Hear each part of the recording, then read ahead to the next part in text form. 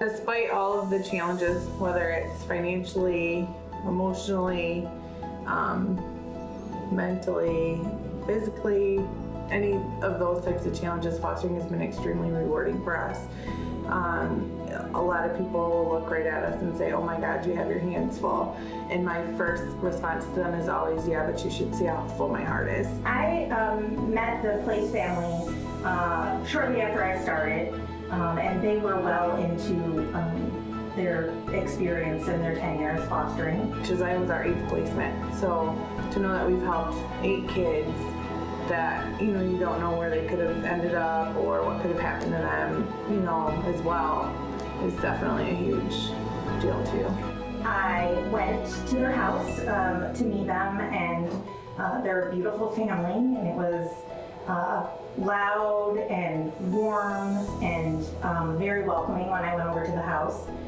I was greeted by Lyle's big laugh and warm handshake, and Nikki was playing with the kids, had Josiah on her lap, and other kids were just playing around the living room, and immediately it just felt comfortable. It felt like a home that you would want to visit and hang out in. Yeah, I guess the biggest joy from fostering would be Friday. It would be the end, the big grand opus, the everybody getting together and seeing, us having a huge support system, everybody wearing matching shirts and. Hey, Grandma! There's Grandma. Hi. So our journey started with the 2 boys that we just adopted in July of 2015. They were placed with us on a temporary basis. It was just supposed to be for a month. And it was extremely part-time. We had them 3 days a week, and then they would go back home. So things happened, and then they were placed with us on a more permanent basis, not just here and there. And then rights were terminated, and we started the adoption process with Corey. Josiah came into the picture in October of 2015 when he was born. He came straight from the hospital to us. And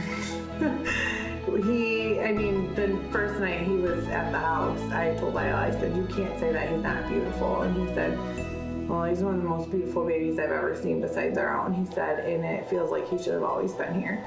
So I was right, of course, as usual. And there was a lot of, what would you call it, like emotional. No, it was after it. It was, it was hard, court-wise battles and things like that, but here we are. Can everybody raise their right hands? All of you, the whole family. Yeah, they're right. Do you solemnly swear or affirm that the testimony you're about to provide in this matter before this court will be the whole truth and nothing but the truth? Do you swear to tell the truth? Yes. Do you understand that you will be called upon to provide love, affection, and encouragement to them? Yes. Do you understand that there may be certain great or little inconveniences over the years of parenting? Yes. Are you willing to assume the responsibilities and commitments of being parents? Yes. Do you have any hesitations or reservations whatsoever? Ms. Nissen, do you want to say anything? And I just wish that all cases ended the way that this one did. They were blessed with Corey, and then when Josiah was born, they took Josiah into their home too, and they're a wonderful family. And there's a bright future for these boys. Wonderful. Based upon the report and recommendations in the file and those made here today, the court finds that granting the petition for adoption is in the best interest of Josiah and Corey, and from this day forward, you are their parents. All right.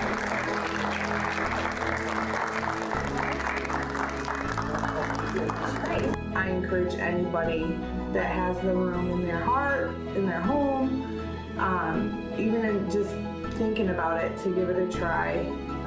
They won't regret it.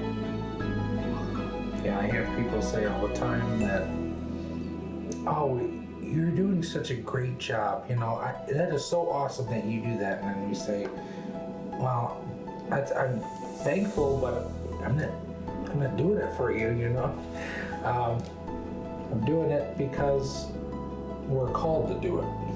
You know, it's a calling, and a calling is not for everybody.